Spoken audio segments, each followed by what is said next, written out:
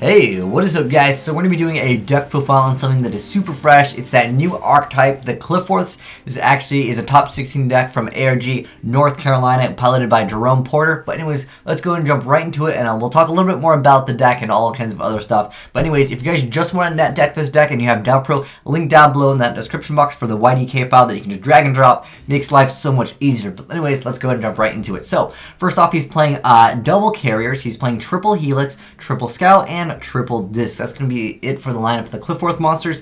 Then he's playing 2 copies of Odd Eyes Pendulum Dragon, 2 copies of the Performance Pal Trapolinix, Regeki, 3 Upstarts, 3 Summoner Art, 3 copies of Pot of Duality, 1 Book of Moon, 3 Sacrifice, 1 Climate Change, 1 Bombless Trap Hole, 1 Compulse, 3 Vanity's Emptiness, 3 Skill Drain, 1 Solemn Warning, and 1 Solemn Scolding or Solemn Advice.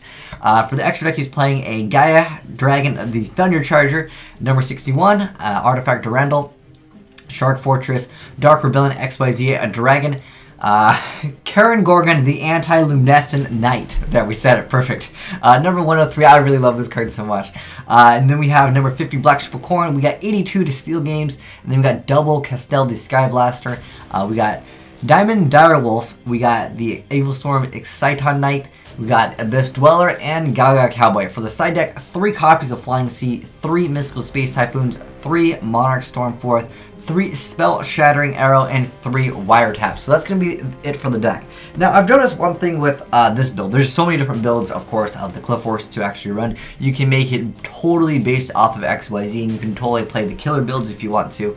But I feel like a lot of people are going to use this as a reference guide because, you know, it just came out, and usually when things just come out, the first person that does anything, everyone likes to use that as a reference guide. Now, one thing I've noticed basically is if you have Dark Samorg and you get out that anti-spell fragrance, you've basically won. I mean, even in his side deck, he really doesn't have any options to get rid of it. He's got to basically stop it before it comes out. I mean, it's not like that Dark Samorg is going to be relevant. I just wanted to point that out there for all the players that we're thinking about making a Dark Samorg deck simply to counter Pendulums, where this deck, I mean, yeah, it would definitely lose to it. You do have that side of the argument, but for the most part, I think that getting out the Dark Samorg plus also having Anti-Spell Fragrance is not going to be consistent as just being able to do a Summoner's Art and just get your stuff out as quickly as possible. But yeah, you do have that side of the argument, like I said, that if you get out before they can, then you win. Now, interesting not to see any towers. I thought a lot of players in the TCG would have loved towers. Personally, for me, once that card is dropped, you basically win most of the games anyways,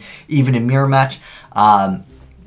But he's got a lot of stuff in his side deck that can counter basically Satellar Knights and the Burning Abyss. They can lose to Flying Sea. Now, I just want to mention that Burning Abyss, you know, they do have access to Caius and Ryza. A lot of them do play the Monarch, so Flying Sea is like, oh, cool, free monster to tribute with my Caius, so just as a heads up. But for the most part, it's a pretty consistent deck. If you guys haven't played the deck, it's a really fast-paced deck, especially if he's playing triple Pot of Dualities in here. He's going to get his scout off. He just wants to get a scout off as quickly as possible. One thing that I want to also mention, that basically Vanity's Emptiness will shut down the deck, but things like the Sacrifice can make their monsters stay alive, so eventually they can just tribute and get rid of something if they really want to. But for the most part, I mean, there's not much to say about this deck other than it's a very, very consistent deck because this card is out of control. It really is.